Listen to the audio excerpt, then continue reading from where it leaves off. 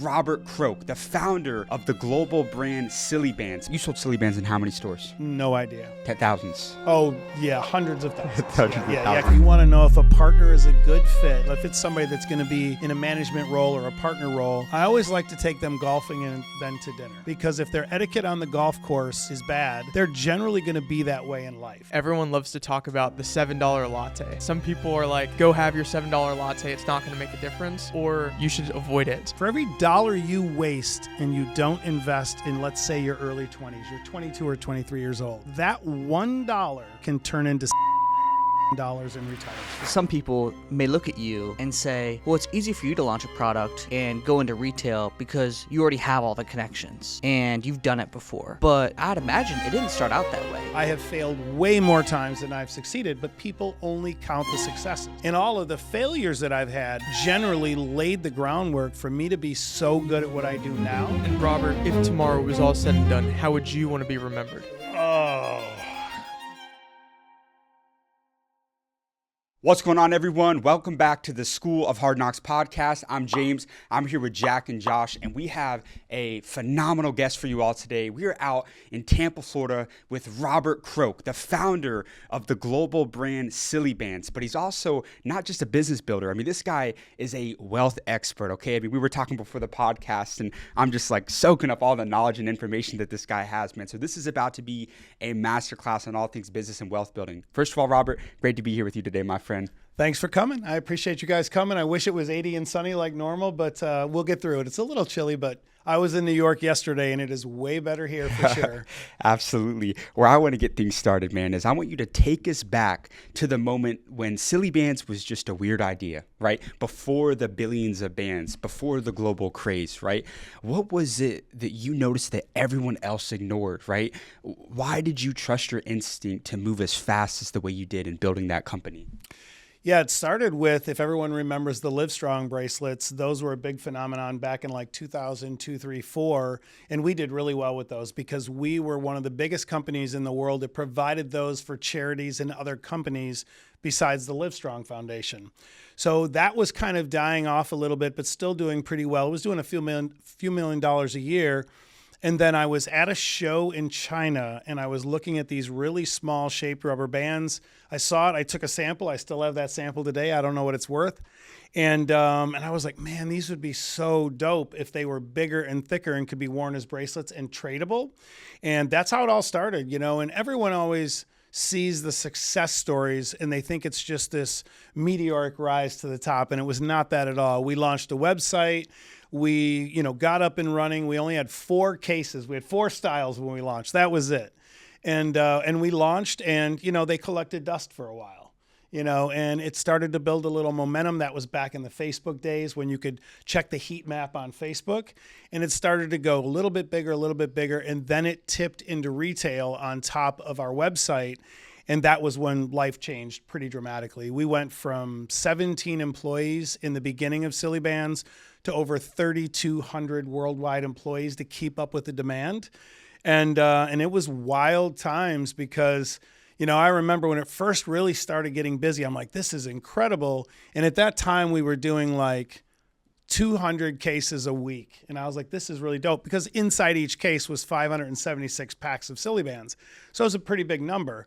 And one of the workers that worked in the shipping department, he came up to me and goes, at this pace right now, I calculate we're going to be at 1,000 cases a week. And I'm like, there's no world we're going to sell 1,000 cases a week. And 6 months later, we were at like 3,200 cases a week of volume, which doesn't sound like a lot to some people, but you have to remember there was 576 individual units in each case. And the rest is history. It went on to be I think we were in 45 countries, hundreds of millions of dollars. And it was an incredible ride. And everyone always says, well, how did you handle it? You don't. So anyone out there that's building a brand, whether you're new or you're scaling right now, don't worry about making mistakes. Everyone leaves money on the table because it's easy for wealthy people that exit companies to say that it was all rainbows and unicorns when it happened, but it's just not true. I'm just curious, how do you scale up that much infrastructure that fast? Because, you're going from, a couple cases to 20 cases to 100 cases. How do you scale logistically with just a business that's booming? Yeah, I always tell the story. Two parts. Part number one is we ran out of space in my buildings.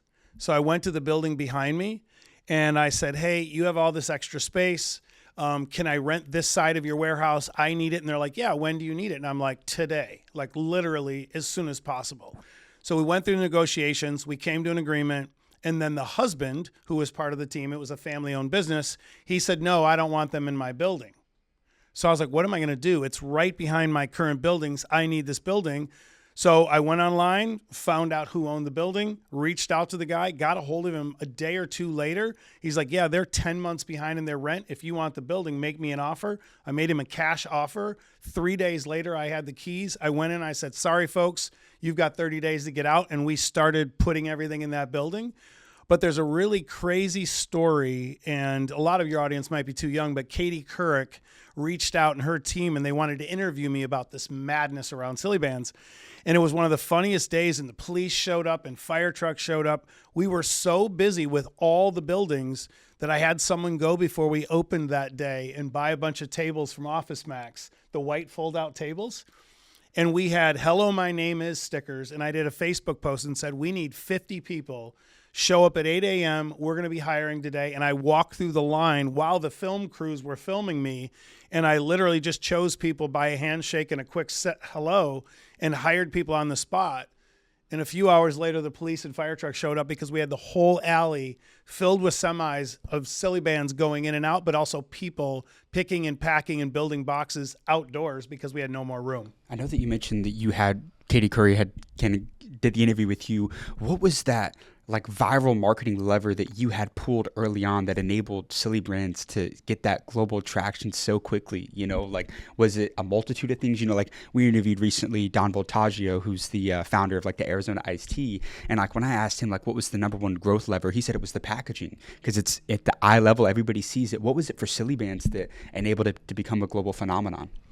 I think the key in the beginning had nothing to do with me, because entrepreneurs generally take a lot of risk and they throw things at the wall, as you say, and they see what sticks, you know, and that's one of the number one lessons any young entrepreneur can learn. You have to get the at-bats. Everyone thinks they're going to try one idea and it fails, then they go back to their 9-to-5 job. That's just not how big companies and wealth is built. So for me, I think it was right place, right time, because when Sillybandz first really turned into profitable and starting to grow and become this big phenomenon was in 2010 was the biggest year. And that was when the market was in a really bad place. So I think it was really great because parents could go out and spend $15 on a bunch of packs of Sillybandz and make their kids really happy rather than spending $300 on a PlayStation or whatever was popular at that time. So I think it was right place, right time, pricing, and it was just different because there was nothing in the market right then that was collectible, tradable, but also affordable. And that's the cool thing. And that today, even now, is still a big part of Sillybandz sustainability as a brand because, you know, the people that were 10, 11, 12 back then are now in their 20s and they're showing their younger brothers and sisters how cool it is with Sillybandz. And like even like 2-3 years ago, people were like, they were the original NFTs. And that's kind of a good way to look at it. So, yeah. But what fascinates me about this is that, you know, like you said, a family could go out and spend $15, get a couple packs of Sillybandz, and it makes their children's day, right? And I asked you this in our last interview, which was that, like, when you take a company example like the Snuggie, right? Yep. It's a blanket with sleeves on paper. You're like, what the hell is this thing? $100 million in sales. Yep. Shaped rubber bands. It's not the craziest idea, but you executed it perfectly. Talk to us about the importance of that execution as the entrepreneur beyond just having the most perfect idea. Yeah, this is probably one of the best questions anyone's ever asked because so many people get entrepreneurship wrong and they get wealth building wrong because of it. And that is they think they have to have the perfect machine, the perfect product, the perfect everything, and that's just not reasonable. And I think it's partially because we're conditioned when you're interviewing billionaires and you're interviewing brand people that have exited for $100 million, they don't tell the blood, sweat, and tears nearly enough. Because most ideas, in my opinion, you should get to market, you should iterate, and you should see if there's good product market fit. I have to deal with this every single day in my regular job of helping other brands and companies and consulting, because they want to fix everything first and they don't even know if anyone wants their product. And so I think the key is to really stay focused on getting out there, testing, using, social media to see what works and how it can scale, and then fix it as you go. Because for anyone to think Sillybandz, we had it all figured out. I mean, I'm out there buying a building to fix a problem. Then we had to hire 50 people a month just to try and keep up with things. So I think it's really important for people, don't worry about perfection, worry about iterating and speed, because right now, the internet and trends move at the speed of sound. And when you talk about Snuggie, it's a prime example. They iterated on a product that has been around forever. You don't have to come up with this mind-blowing invention to make $100 million. You really don't. If you understand marketing and you understand how to source products, iterate on something that exists that you think you can make better. I've got 8 products in the works right now that are so simple, but you'd think why didn't someone do that? And it's the same with the Snuggie. It's it doesn't have to be that complicated. Everybody is just like, man, how do I invent the next iPhone or whatever? Right. It doesn't have to be that way. And I remember it back when I was 9-10 years old and the Sillybandz craze. And I love that you spoke to product market fit and the real timing of, and that was kind of the key to the viral moment. So many startups nowadays, they fail because they don't time the market. It doesn't meet in that time. What are some ways that, since you guys were able to do that with Sillybandz and catch that traction for a lot of entrepreneurs out there that are trying to launch their product or their startup and they have this idea, how can they really hone in on, hey, how can they find product market fit and really time the market in the right way like you guys were able to do? I would say the most important part of that question is for people to understand, don't put the cart before the horse. I see so many founders now that want to go out and raise millions of dollars. They want to get a board of directors. They want to do all these things before they even have a product. Bootstrap it, do a friends and family round, get to the market. I famously tell the story. I almost sold off a portion of Sillybandz when I was forming it because I was so busy with everything else, and a local investment group, wanted to invest $250,000 in the idea. I said, yes, we went to paperwork. Then they said, well, we're going to do 100,000 and test it out. Then they went back to 50,000. And I was like, for $50,000, I'll do it myself. And thank God I did that because I bootstrapped it. I actually sold one of my classic cars to pay for all the tooling.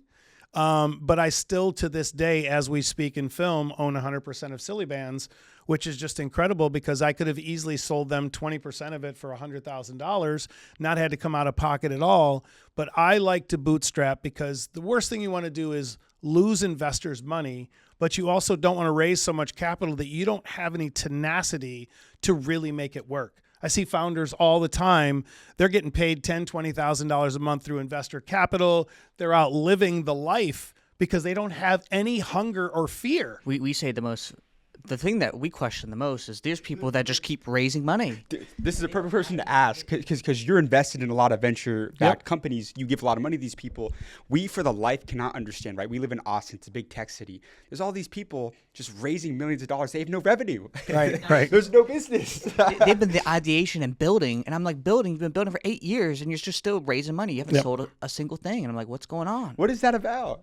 Yeah, I'm going to tell you a story, and then I'm going to cover that. So I helped a guy that worked for me. He had a really good idea, and it was an app for the sports industry. I'm not going to name names.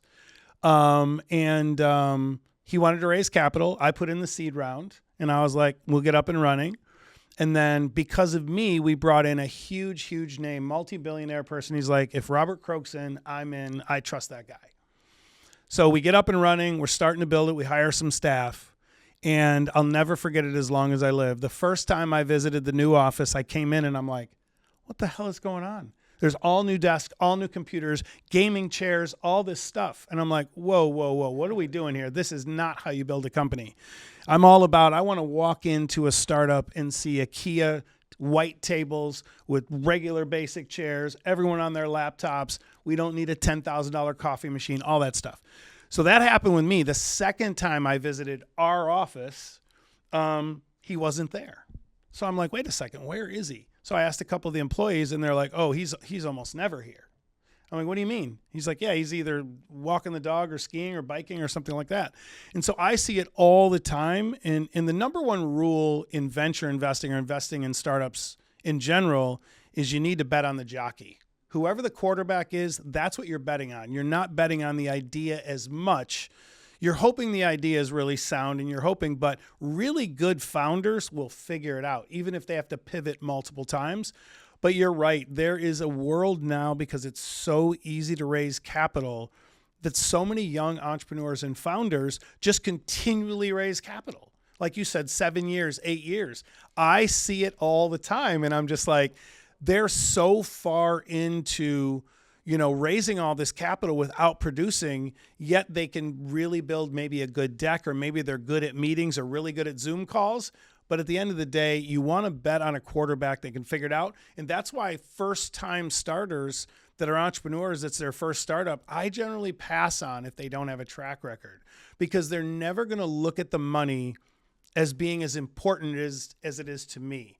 And so many founders are like, yeah, I want to make 20 grand a month right out of the gate as part of the deal, the compensation package. I walk away because I want a founder that's willing to be blood, sweat, and tears, run up their credit cards, do whatever they have to do, sleep in the office to make it work. And if they don't have that drive and tenacity, you're probably going to fail. Hey, what's going on, guys? We're going to be right back to this episode with business mogul Robert Croak in just a second. But I wanted to make an announcement to remind you that if you are currently not subscribed to the Hard Knocks podcast, take a second and do it right now, because every week we're bringing the biggest and most incredible business moguls in the world directly to you here on the Hard Knocks podcast. And make sure to share this podcast with a friend so that way they don't miss out on the free game that you're about to get in this episode. With that being said, let's get back to the episode. So when we were starting Hard Knocks, and one of the key points of what you just said was pivoting. That a lot of successful startup founders, like if you bet on the right jockey, like they will pivot and figure it out with their stuff. When we started Hard Knocks, we didn't start doing interviews. Originally, it was the three of us, young guys in our 20s making content about business, and we were like, guys, we got to pivot. Like nobody's going to take this seriously. So we started going and talking to other people, and sometimes with a lot of these founders, like they get so bought into an idea that they just keep trying to let it ride. And you hear the term never give up, but sometimes you got to take that idea behind the barn and shoot it and try again.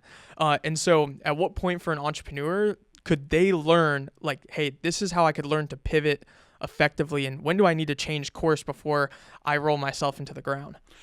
Yeah, great question. So many entrepreneurs and business owners will ride something for years when it's losing. They'll keep raising money. They'll keep going further into debt. They'll leverage their house. And that is just not, you have to really look, it's just not a good recipe for success, because you have to look at opportunity cost. It's just like when people buy a stock on a tip from Uncle Bill at the barbershop and the stock goes down 70% and they're like, oh, I'm going to ride it till it's back up. Guess what? It's probably not coming back up. People don't cut their losses soon enough, especially younger entrepreneurs. And then they end up going, oh shit, I just wasted 8 years of my life on this business. I didn't get anywhere. Now I have to start over.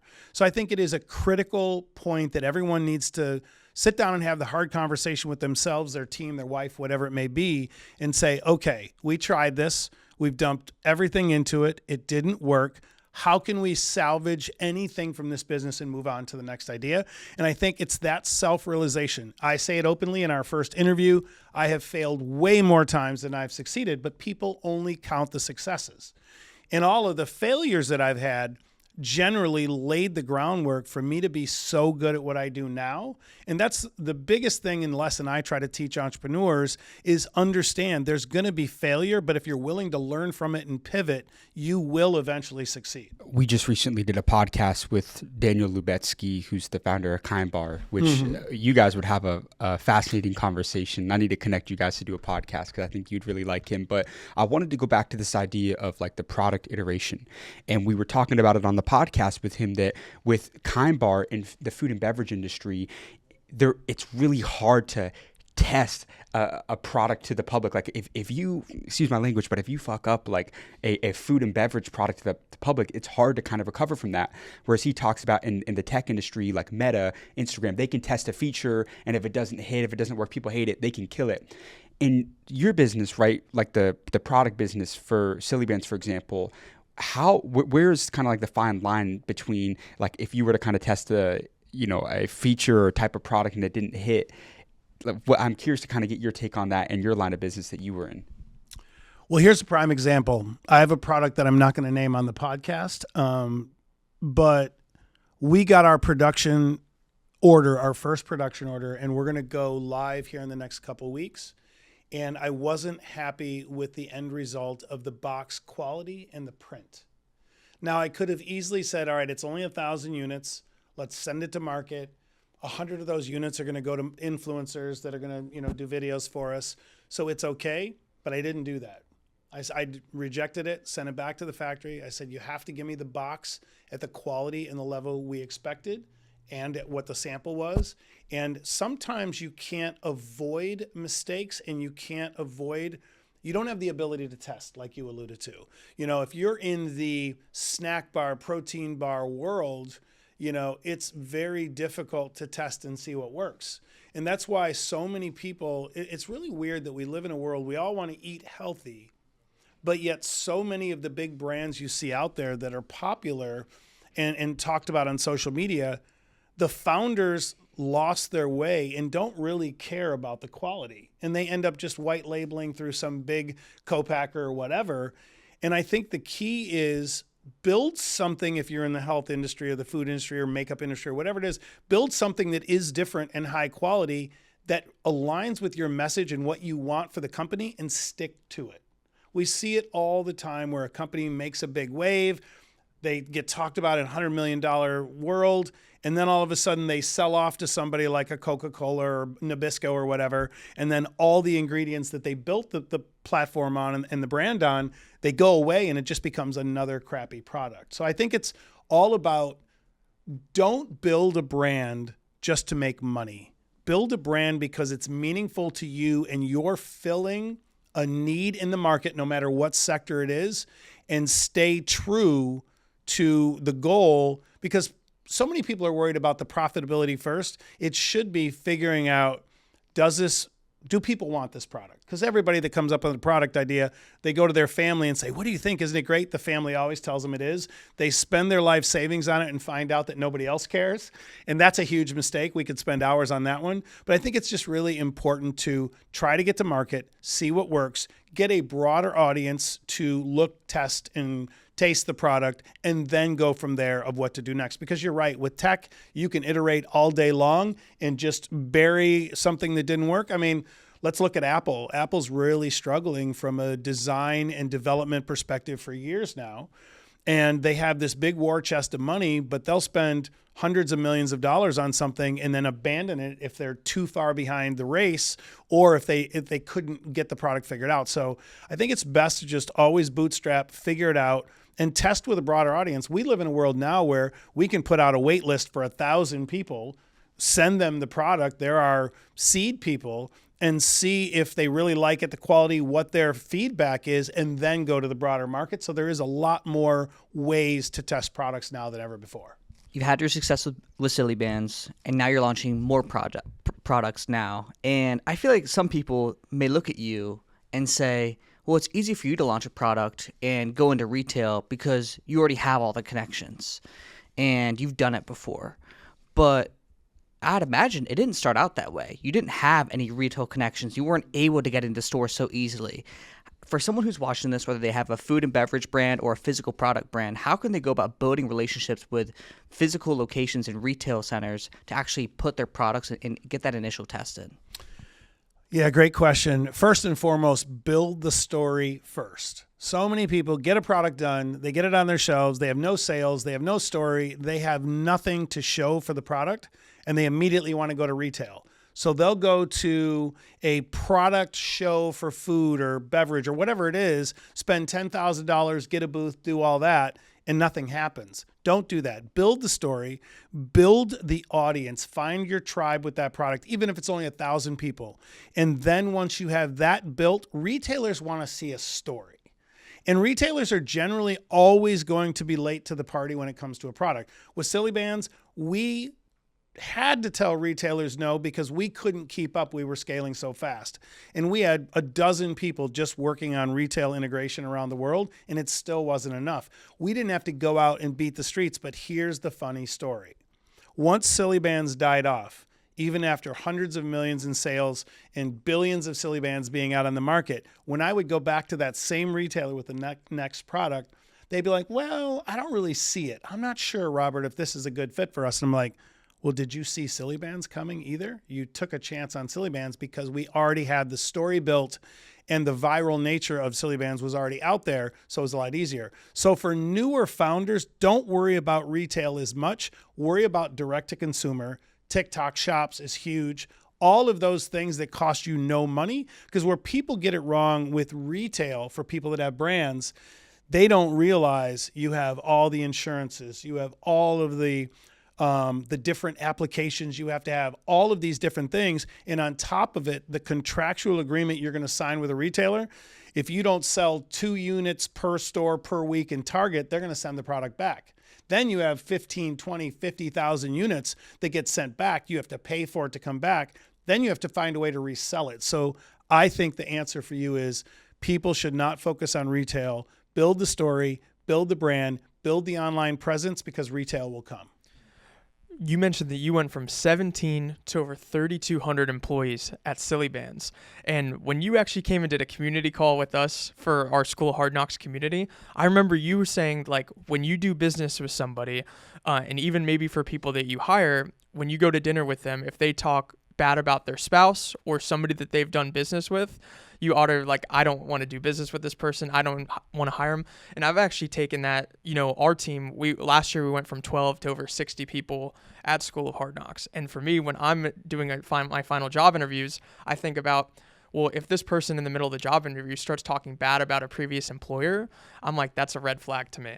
And so I wanted to take that to heart. But my kind of 2-part question is, like, where did you kind of learn to approach business like that? And 2, what is your best advice for hiring people, since you were able to go from 17 to 3,200 for entrepreneurs that are looking to scale their team? Yeah, so you're talking about the story where I tell people, if you want to know if a partner is a good fit or an important hire is a good fit, this doesn't count for like everyday people that you're hiring, but if it's somebody that's going to be in a management role or a partner role, I always like to take them golfing and then to dinner. Because if their etiquette on the golf course is bad, they improve their lie, they don't stay in turn when you're at the tee box, or just in general, let's say they just get really drunk on the golf course, they're generally going to be that way in life. And especially if you take them out to a nice dinner afterwards, how they treat the servers, how they treat the valet person, all of those things are a window into your future if you do business with them. And so I just absolutely try to do it as much as possible. I remember, and it's a really fun story, shout out Dan Fleischman. We were raising capital for a project, and this guy walks in, and there was, I think, 8 of us in this dinner. And this guy started talking, and like 10 minutes in, I had a weird vibe about him.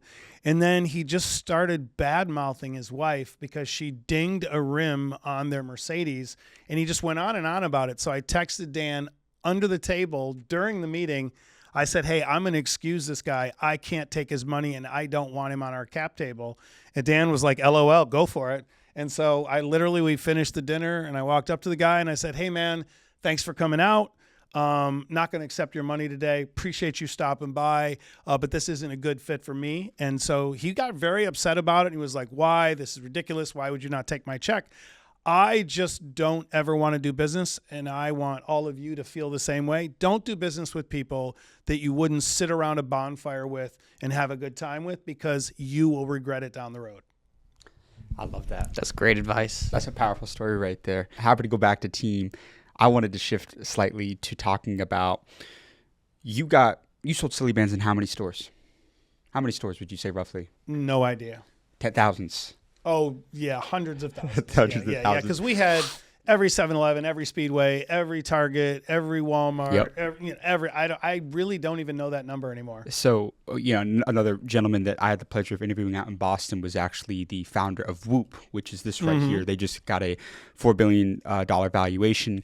And one of the things he mentioned in our interview, when I asked him about, were you ever afraid of competition? And he talked about how, big companies like Amazon started to copy his exact product. Yep. And with Sillybandz, you had some of the stores that you were in try and copy you. One of those was Walmart. Yep. Can you tell us the story about when you were in the boardroom with Walmart, man?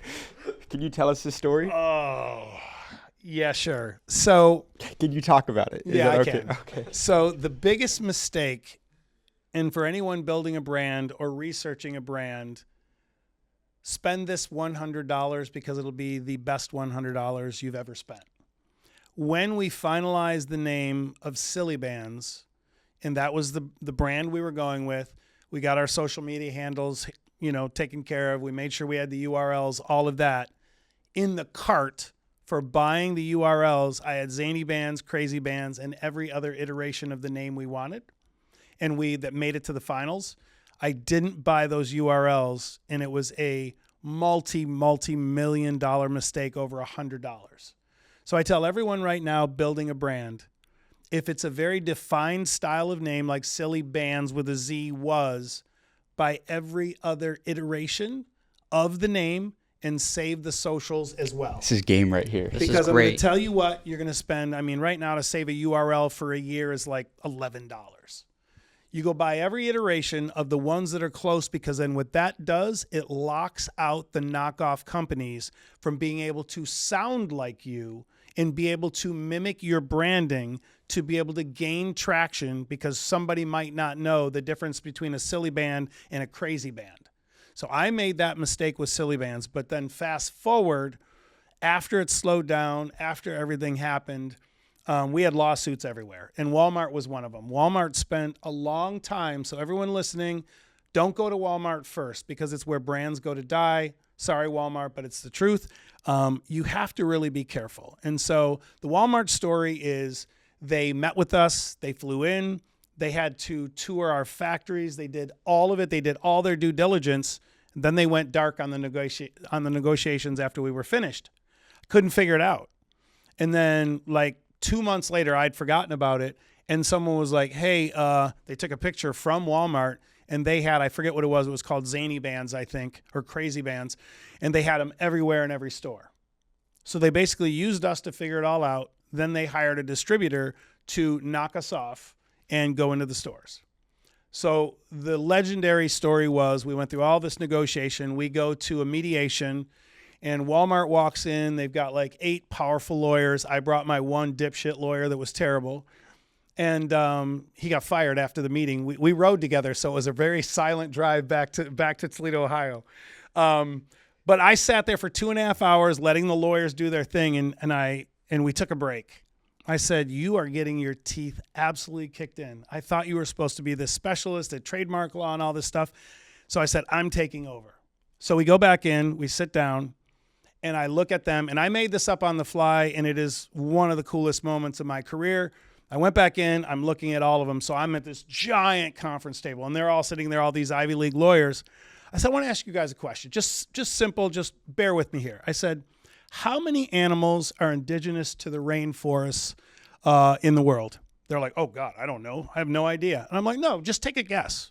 Oh, I don't know, 1,000, 5,000, whatever. I go, 47,000 different creatures live in the rainforest. They're like, wow, fascinating. Mr. Croak, what does that have to do with this case? I go, well, if you didn't knock me off, why did you choose the same 6 animals I did for the Rainforest Pact?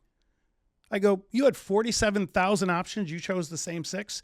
I go, I'll be in the lobby. I set my mic down. I go, I expect a settlement. You have 15 minutes. And I walked out.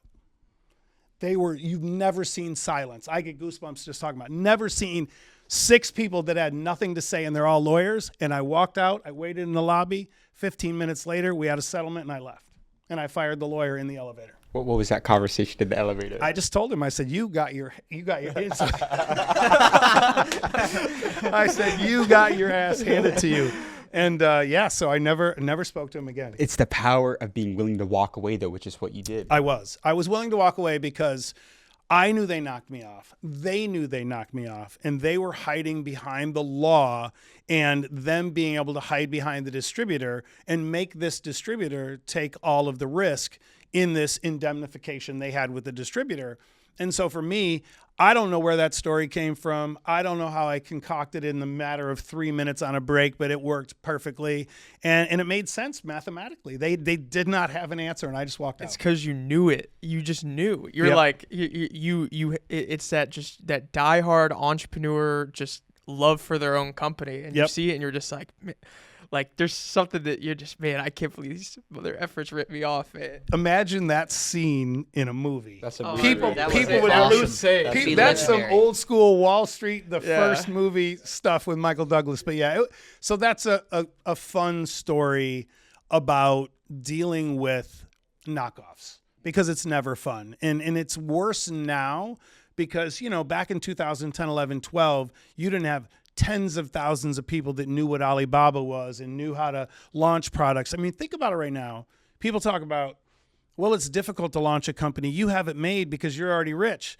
It's so easy now. You can launch a brand literally for $100 and test the market, yet people want to use excuses.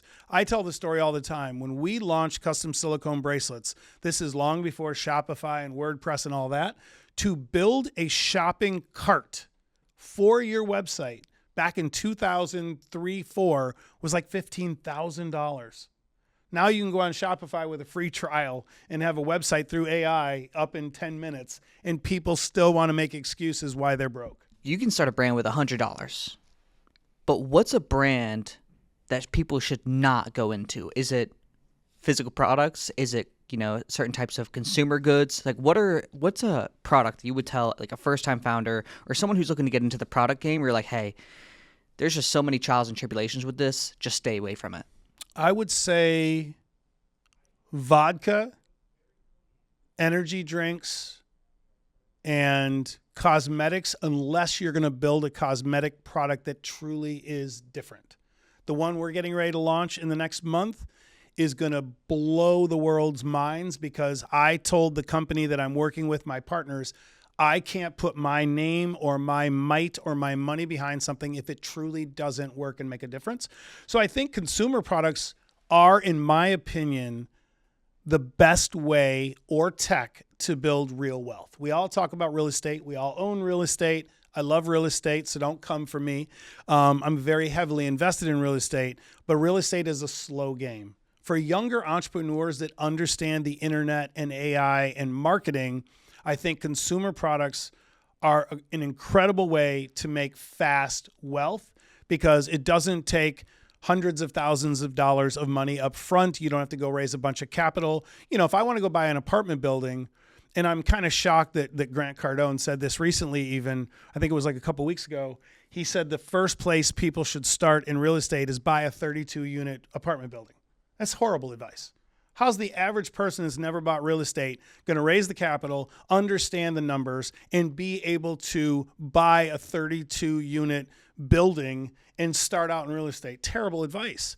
And so I think it's all about real estate is great and everyone should be building real estate in their portfolio later. But if they want to try a consumer product, think about TikTok Shop right now. I know people making 6 figures a month selling some product that they white labeled on TikTok Shop with no overhead. They have a ring light, a phone, and TikTok, and they're up and running. Robert, I feel like in the finance habit space and just the financial literacy space, everyone loves to talk about the $7 latte. That's a big debate. Some people are like, hey, for the go have your $7 latte. It's not going to make a difference.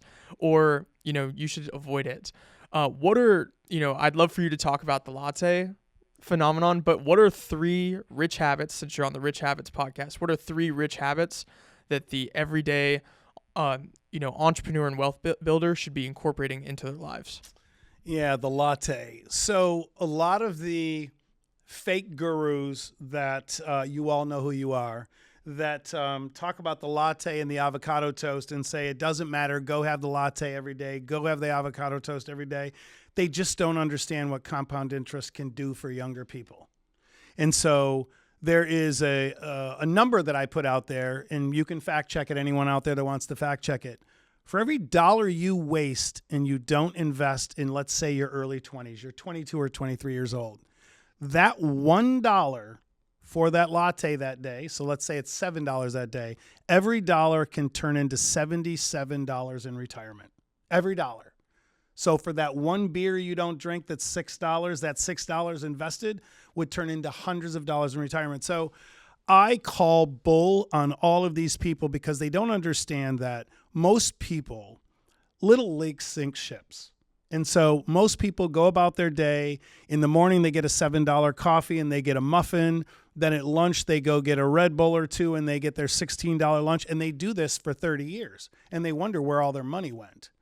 And so that's why people get wealth so backwards. They think that all the rich people out there just spend money like it's nothing. And it's actually the opposite. We always say on the Rich Habits podcast, wealthy people forecast, broke people react. And I think it is one of the best things everyone can learn, because they always get it backwards and they think wealthy people don't budget. Wealthy people are avid budgeters. They put all investments on automation as much as possible. They make sure they have a budget so they know what they're doing. And most importantly, sorry, Dave Ramsey, they use other people's money. That's the thing that people get so wrong. If you can't pay cash for it, don't own it. You shouldn't pay cash for anything, in my opinion, because if I can borrow money for 4 or 5%, even 6%, and I can make 12 or 15% in other investments or in the markets, why would I not use other people's money for everything? That's why the wealthiest people on earth, people don't understand, they have mortgages on their homes. They have loans on their yachts and their planes. They don't pay cash unless they need a write-off, because of the fact that you always want to have the positive arbitrage of your money going into your pocket. So to condense that down, what would be the 3 rich habits? I would say number 1 is you have to start thinking like an investor and not a consumer, first and foremost. Most people, they get their paycheck, it goes into their bank account, it sits there. They may do a little something with a high yield savings account, but most of the time their money is sitting. Every dollar you have should have a job. It should be doing something. People laugh at me because they'll be like, show me your bank accounts. I'll show them. And there's rarely, hardly ever any money in my portfolio bank accounts, because it's all either automated or it has a place. So I would say number 1 would be thinking like an investor and not a consumer. And the challenge I give to a lot of people that are just starting out, every time you want to go buy the new Nikes or you want to buy the new Hokas or a new iPhone, if you can't invest the same amount that day, don't buy it. Because I need to get people to start thinking like an investor, because you can literally, again, this is where everyone gets it wrong. You can start with $100, $200 a month and still become a multimillionaire in 30 years. You absolutely can if you run the numbers. And so it's just getting people to start. That is my number 1 goal in life, is getting everyone out there to stop blowing their money every week, living beyond their means, and buying crap they don't need, and get started. So mindset is first, getting started is second. One of the things we talk about on the Rich Habits podcast a lot is building your base. Before you go buy a real estate project, before you go invest in anything crazy, build your base and get that first $100,000 saved and invest it in the simple things. The S&P 500, the NASDAQ, maybe an international fund, maybe a bond fund. Get your base built. So if you have $100,000 and it's making you money, it might only make you 9, 10, 12% a year, but at least you know you're never going to wake up and be broke because you have that set aside. Then you can start diversifying into other types of investments and other things. Most people get it backwards. They save 30 grand. Then their buddy says, hey, I'm going to go flip this house. They're going, oh, I'm in. They give them the 30 grand. They lose money. They're starting over. Then they have to spend a year and a half to save the 30 grand again. And then they do this vicious cycle till they're 40 some years old and finally start investing like a pro. So I would say that would be number 2. And then number 3 would be get the base built, then diversify. Don't do the opposite, because too many people, their buddy wants to open a food truck or they're going to go do this and that. Build the base so you're making money while you sleep, and then you'll never have to worry about going broke. There's a phenomenon within like the business space where I feel like there's people who are established entrepreneurs that are telling the average person to go buy a business. Me personally, I think it's terrible advice for the average person. And the reason I say that is because even if you're buying a franchise, you are technically buying a system, but most people aren't really cut out to be entrepreneurs. I think it'd be better off for people to be just more traditional investments or maybe more passive investments another way. I'm kind of just curious for you, when you hear that advice and other people telling just the average person to go buy a business per se, which I feel like is very common right now, what do you think about that? I think it's terrible advice, because we hear it all the time. I'm not going to mention names, but you hear the same list of businesses because they're selling a course on how to buy small businesses. That's why they're going to push that. The average person that has never run a business may have a great job. Maybe they're an engineer, or maybe they're doing something. They're making $150,000 a year. As soon as they get a little money, they're like, well, I'm going to listen to XYZ and I'm going to go buy a laundromat because that's what all the rich people do. I don't know a single rich person that owns a laundromat or a car wash. Car washes may be a little bit better, but they all push the same narrative. I own a lot of small businesses around the country, and I've been in every type of business, and I promise you, billionaires and people worth 50 million and above do not own car washes and laundromats. I would say people would be better off once they build their base. They've got that first $100,000 or $200,000 invested the old-fashioned way. So there's a famous quote from Warren Buffett. So I'm going to give him a shout out here on this. And a reporter asked him, and this was just recent, a couple of years ago, Warren, why don't more people follow your advice in investing? And he said, because no one wants to get rich slow. And I love that because I think it's both. I'm an entrepreneur. When I started, I threw my hat in every ring. I went broke a million times because I was going to figure it out. But you don't have to do that now. You can invest in all these cool tools. You know, somebody right now can go to public.com, open an account, get their Roth IRA set up, invest $100 a month, $100 a week in VOO, QQQ, and maybe Bitcoin, and just they're up and running. They're in the race. They're in the game. But when people tell people to go buy these small businesses, they have no clue what they're doing. And they always say, and this is the worst part of the advice for everyone listening, they always say it's passive. Well, you've got your job. Go buy this. It's passive. Guess what? When someone forgets to lock the door at night, that's not passive because you're going to get up in the middle of the night and go lock the door. You're going to get robbed. When the washing machine breaks, if you don't have infrastructure and you don't have a handyman to go fix it, you're going to go fix the machine or figure it out, and you're going to be on YouTube a long time trying to figure it out. I don't like to see people start out buying businesses. I'd rather them invest, if they're going to invest in businesses, in established founders that already own businesses. Every single day, a lot of people want to give me money because I have a success rate. So if I'm doing a new project, I have a lot of high net worth people. Whatever you're building, I want in on because they trust that it's going to work.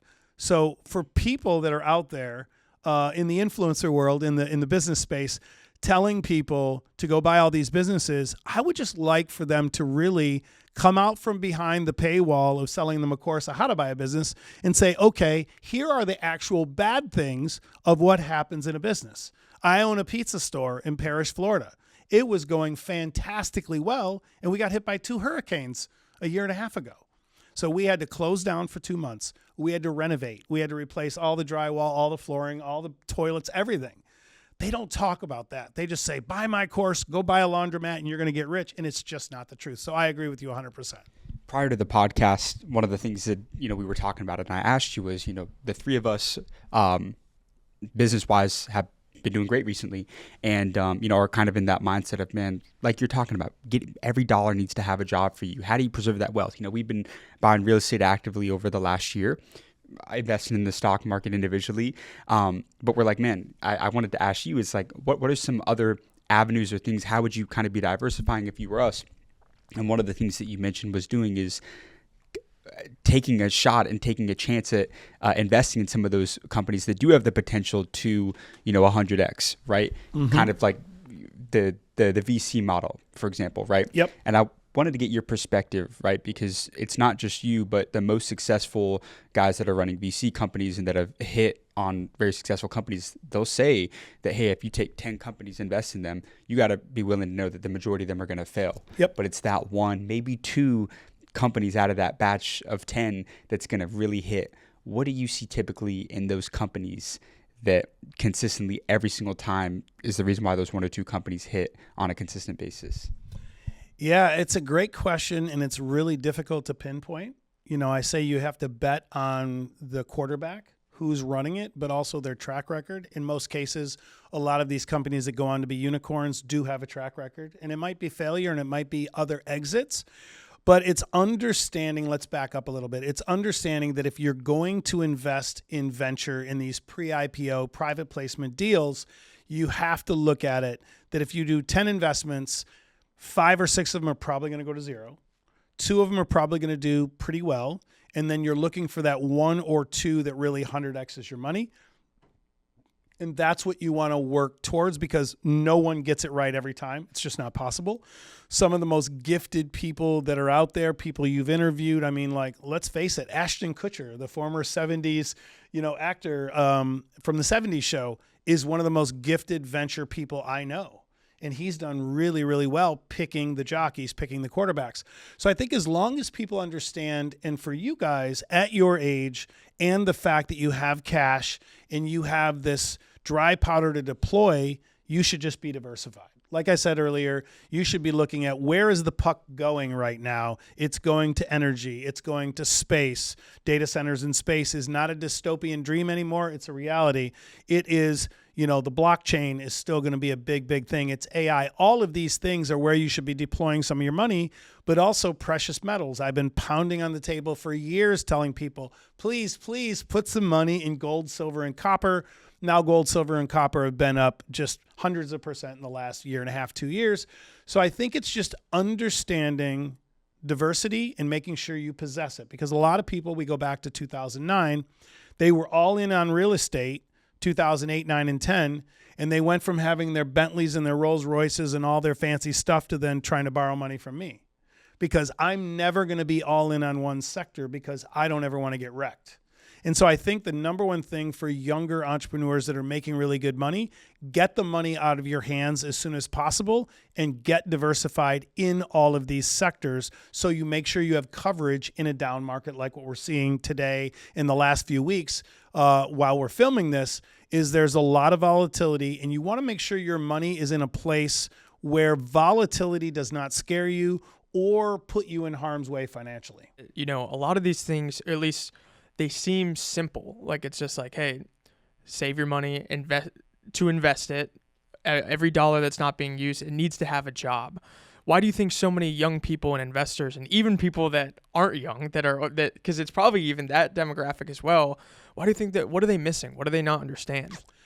Yeah, the biggest dream killer in the world, especially in the United States, is because everyone lives beyond their means. Everyone.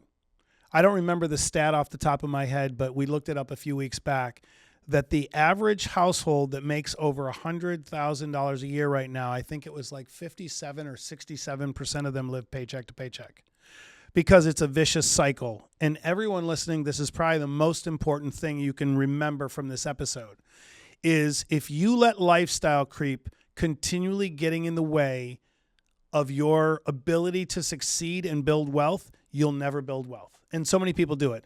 As soon as they get a raise or a bonus, they buy a nicer watch, they buy nicer clothes, they buy a nicer car. Then when they make a little more money, they upgrade the apartment to a nicer apartment or a different house. They continually upgrade their lifestyle, and they never, ever take the time to set aside 15 or 20% of their money that they don't touch, that gets invested for their future. And then they always use the excuse, well, it just costs so much. This neighborhood, the school district, this is expensive. It's all your fault. It's the person's fault, because if you don't ever put the brakes on your spending to set yourself up for the future, you'll never have a future of being financially free. You just won't. And a lot of the people we see on a daily basis on the internet are exactly that. You look at them and they have a more expensive watch than me. They have nicer cars than me. I have nice cars, but nicer cars than me. They live so far behind their means. And when their course business dries up, or their roofing business slows down, or AI takes over one of their businesses, they don't have the millions of dollars of money put away for the future to be able to withstand that down period in their careers. And I think that's the biggest thing, is lifestyle creep, because we live in a comparison-based world now. People see the highlights of everyone on Instagram and TikTok, and they're like, I want to live like that. And they don't realize that half of these people, like, I know an influencer right now that everyone listening, and I'm not going to call him out, that rents an Airbnb to shoot his content and rents a Lamborghini for the week to shoot his content, goes and shoots it all, makes the Airbnb look like it's his, puts his personal stuff in it, shoots all the content to sell his course, and then gives it all back a week and goes back to his apartment. And so this is happening every single day. And that is why it is so difficult for people to understand, who should I believe in the world of finance? Who should I take advice from? Who's really real? I mean, look at the Epstein files. I'm not following it that closely, but a lot of people that a lot of our youth really believe in, they're getting wrecked because people are finding out what they really are as a person and not what they portray to be. So the number one thing is don't let lifestyle creep get in the way. You have to put your foot on the brakes, put aside money for investing for your future, and not touch it, because so many people build up a little bit of wealth, they go buy a boat, build up a little bit of wealth, invest in something bad. You have to have money that you never touch, so it is always growing while you sleep. That is the number one most important thing. In entrepreneurship, it's very common for somebody trying to do something unordinary, right? Especially if they're from a hometown where it may not be super receptive to people wanting to go out there and try and build a business and do something untraditional, you know, like we're from the DC area. It's all government jobs. The thought of trying to go out and build a media company, let alone a multi-million dollar media company, you know, we had peers, I'm sure, that thought that we were out of our minds. You in particular, right? I'm sure you had some family and friends that thought that you were a little delusional and crazy, right? Can you tell us the story? I'm sorry, I'm going to bring this one up again because this is one of my favorite stories that I've ever had told in one of my interviews, was when, you know, and I'll use the comparison that, you know, our parents now are just immense supporters of what we do. I mean, my mom every week's like, you need to interview this person to this person to this person. And I think the wake-up call for my mom and dad was when they saw us interviewed on Fox News on Brian Kilmeade's show. They're like, oh my gosh, I can't believe that you guys are doing this. It finally clicked. And it clicked for them. In your case, I believe it was when your mom had went to a Target and had seen your product. Could you tell us that story and kind of the background on kind of what your mom's perceived thoughts of you were when you had started this company? Yes, it's a great story. So I grew up in East Toledo, very poor neighborhood, no role models. We didn't have the internet back then. We didn't have all the incredible tools that the youth of today and the aspiring person that wants to make something of their lives. We didn't have all that. And I remember when Sillybandz first started growing, my mom wasn't really in the mix and she wasn't really following along. And she said to me one day, I went over to her house and she said to me, and I still had the construction company and all the other businesses, and I was doing all right, but it was definitely a down year. This would have been 2009. And it was right when Sillybandz was getting traction. After Sillybandz got traction, I said to her, I said, hey, I want to take you to lunch. She's like, what for? And I'm like, let's just go to lunch. And I'm like, I want to show you something. So I take her to lunch. I go, I got to stop in Target and grab something. I walk her into Target. I walk in, we walk down this aisle, and then I turn her around by the cash registers because we had the end cap, and I showed it to her. I said, this is why you never quit. Because she was just saying to me, well, I don't know why you just don't get a job. You have a degree. You could go get a job. I'm like, Mom, people like me don't have jobs. I'm like, you just don't. The last job I ever had was at a car dealership, and the manager at the time, he poked me in the chest, and I said, if you poke me in the chest and yell at me again, I'm going to beat the crap out of you. And he poked me again, and I got fired that day. And so that was the last job I ever had, and I think I was 21 or 22. But so I think it's just all about, you can't take advice from people that aren't going where you're going. I go through it right now. I mean, just 3.5 years ago, I had business partners tease me, and they were like, what are you doing, bro? You're making yourself look like a fool doing TikTok videos. TikTok is for kids dancing on the internet. And I was like, it's sad that you don't understand that and that you don't understand what I'm doing. And now I have over 4 million followers through all the platforms, one of the biggest business and finance podcasts in the country. You know, I'm getting invited to go to the White House and the New York Stock Exchange the other day and all these cool things, because I educate and give back and don't care what the rest of the world says, because they don't understand my path. They never have. I mean, even when I was in my 20s and I was doing all the things I was doing back then before Sillybandz, everyone was always like, why don't you just go get a job? And I'm like, it's just not the world for me. Yeah. You know, I was always built to create things of my own. And that's why I'm so glad at my age that I'm able to take part in podcasts like this and spread the word of my experiences, because it helps other people realize you can't listen to people that don't understand you and don't know what drives you. I remember, and this was in a good way, but it's still a great story. I was getting ready to go on high stakes poker for the first time back when I played a lot of poker.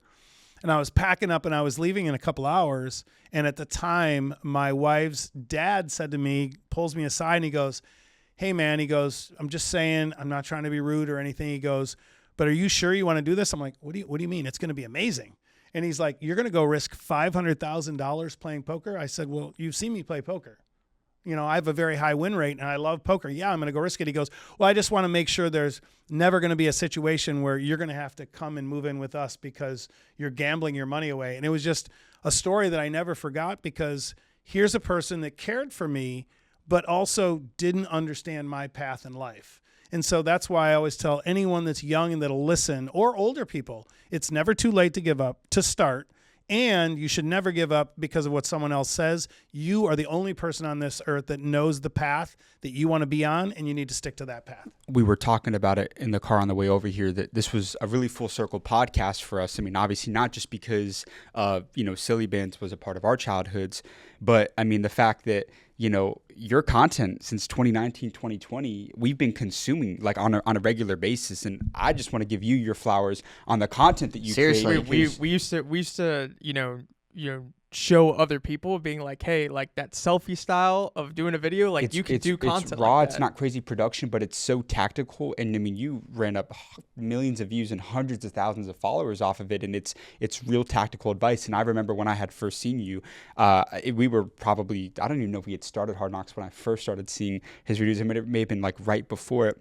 And I remember, because I interviewed you 2024, but it was a couple years before that I had like wanted to, and just I know that you're like us all over the place, and I was like, man, I got to do a video with this guy at some point. But man, I got to give you your flowers, because you're one of, in my opinion, like one of the best personal brand business people that people should be tapped into and following, because it's real tactical advice from people that's actually built companies and had a success on both the wealth creation and wealth preservation side of things. Yeah, I want to click back on that, and thank you for all of you. But it's just, if you look at my content today versus 4 years ago, it's exactly the same. It's tactical. I don't fall for any of the trends. I have 20 agencies a week that hit me up and go, yo, bro, you're killing it, but if you let us edit your videos, we'll do better. I'm like, no, it won't do better, because I don't ever want to lose. Like, trust me, I could do clickbait stuff. I could follow all the trends that everyone else does, and I grow slower because I stick to what works. And that is, I might not get as many views or as many likes or as many shares as people that do clickbait and all the fake stuff, but I change people's lives because, I'm a gray-haired older man that is trying to share as much value as possible. So I don't care about the trends that happen on TikTok and Instagram. I stick with the plan, and it goes in waves. Sometimes I have months where the videos don't do as well, but I know it's still changing the people that see its lives. I can't control what the algorithms do. I can control what I do, and that's what I focus on. One of the things that you touched on that I loved was about the lifestyle inflation, and how, look, if you keep making more money and you're not increasing, the other aspects of your life, like investing and just, storing away for the future. But I also want to talk about another facet, which is celebrating your wins. Yep. And let's say someone is investing for their future. They're doing quite well for themselves. At what point can they go out and buy a nice car or reward themselves with a watch? Like, I know there's like that famous saying, like, if you can't buy it twice, like, you can't buy it. But like, what's like the framework that you follow and you recommend others to follow to reward themselves with like a win, like a personal win? Yeah, this is a great question, and I'm going to give a shout out to Austin, my partner, at Austin Hankwitz on the Rich Habits podcast. He has a good framework, and I really like it. And I think his framework, and it can be adjusted monetarily, is every time he saves and invests $100,000, he rewards himself, whether it's a new watch or a new jet ski or something like that, where it's maybe 10% of that new milestone. And I think people can adjust that, because you don't want to be really rich and never have fun. I have a buddy right now that has been a friend of mine for almost 30 years. He lives a horrible life, and he has millions and millions of dollars. If you saw him on the street, you'd think he was a construction worker that does, not even good construction, because he's got a beat up truck, a beat up house, beat up furniture. He won't upgrade any of his stuff. And I beg him every time I talk to him once or twice a year, dude, you have millions of dollars, you have no kids, upgrade your lifestyle so you enjoy your life. So I think it's really important for people to understand, most men especially kick the can down the road on setting themselves up later till probably, who knows, we need a Harvard study. It's probably 43 years old when they wake up and have that oh shit moment of what have I been doing for all of my 20s and 30s and now into my 40s. I see it all the time. And I did a video a couple weeks ago that really touches on this. And I said, isn't it crazy we live in a world where there's millions of adult males that know every stat, every score of every game.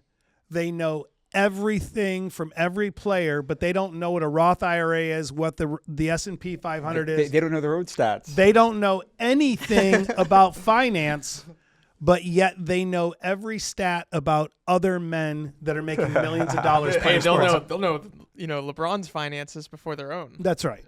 And so that is one of the things. And I got, quite a few haterade comments from that video, but it got a few million views because it's the truth.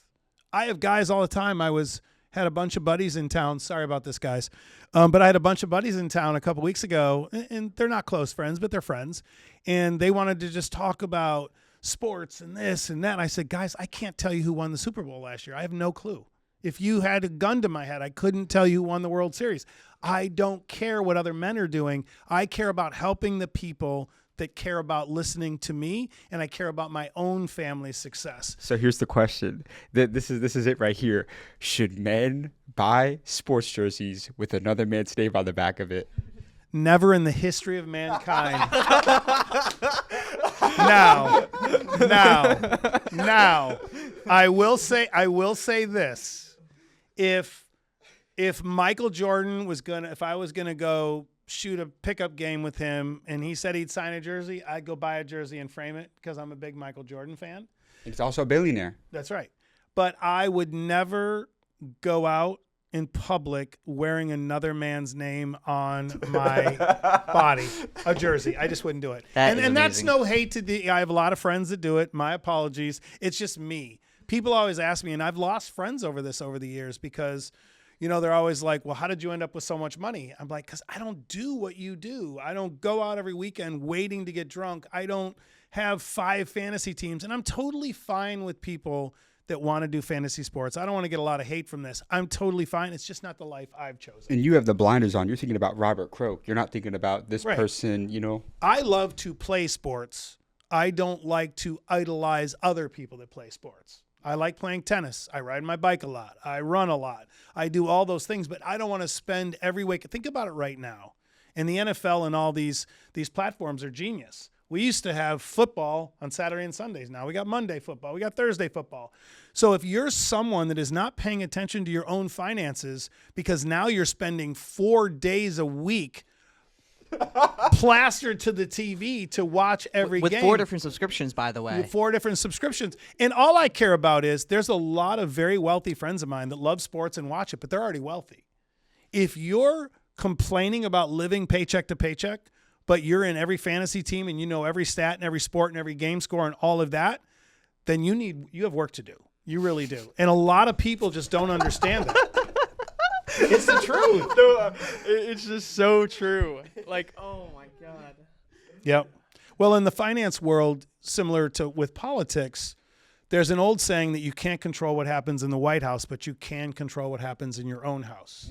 Oh, I love it. And so many people don't realize that, where they just go about their business like, think about the average person. And this isn't me picking. This is me hopefully nudging them in the right direction. They get their paycheck. They're making good money. Saturday morning rolls around. They don't have automation of their investments. They look in their bank account and they've got $1,832 sitting in their account from their paycheck for the last 2 weeks or whatever it is, $926. They're bored. They don't have a plan for the day. So they get up and they go to the farmer's market and spend $180 on cutesy little things and some food. They go back, they have lunch. Then they go meet people, friends, and they have drinks that day and they spend $60 then. Then they go home, they take a nap. Then they go out that night and they go to a dinner they probably can't afford or shouldn't afford. It is a vicious cycle for almost all adults. Like, you think about it seasonally. We have wedding season coming up. You guys are at the age where you're going to have 7 weddings this summer, okay? So those 7 weddings, if you're not financially stable, are going to go on the credit card. So then after wedding season, you're going to spend months trying to pay those credit cards down, and it's going to suck because you're going to have to give up a lot. Then comes the holiday season. So you're going to go spend buck wild in the holiday season trying to be the cool uncle and the cool friend and all that. Then you get back to the spring, you're paying all. It's a vicious cycle most people never jump off of to be able to set themselves up. Because the number one thing, especially as I get older, that I want everyone to realize, at the end of the day, no one is going to be there to pick you up. You have to do it yourself. You can't rely on everyone else. Robert, we like to end these podcasts off with 2 last questions for our guests. I'll start and Jack will take us home. Robert, God forbid, if me and you died tomorrow and you could leave one last guiding principle, one last message with the younger generation, what would that be? I would say follow your dreams, but you don't have to be passionate about your dreams to make money. So many people say, if you follow your dreams, you'll never work a day in your life. And that's literally a quote from rich people. Because so many people think they need to be doing this super impactful thing early in their careers, and I think it's bullshit. I think people early on need to think like investors and make as much money as they can early so they can enjoy life better later. So for everyone listening, don't worry about following your dreams early. Worry about making money. So many people get a 9-to-5 job and they go, well, it's not enough. Well, guess what? There's nights, there's weekends. Go get a side hustle. Build up a company on the side. Maybe it only makes you $500 a month. Take all that $500 and invest it. That would be the number one most important thing for me is you want to follow your dreams. I'm living the dream life now, but I created the ability to live this life. Otherwise, how would I sit here and film with you guys for hours when I'm not getting paid for it? You know what I mean? So I've built a life where I can do exactly what I want because at some point in everyone's life, they have to get to a place where they own their time 100% and no one else can tell them what to do with their time. And Robert, if tomorrow was all said and done, how would you want to be remembered? I would say I would want to be remembered as a guy that always tried to be mindful for others, treated people like he wanted to be treated, and always tried to give as much value as I can because I always believe if I provide a ton of value, the money will always come. And I never want to be a person that doesn't get looked at as the guy that just put it all out there and was always trying to give back and do as much as he could for the average person because not everyone has the ability to figure all this out on their own. There's a lot of bad information out there. There's a lot of people out there that are just trying to sell people behind a paywall to help them get rich quick.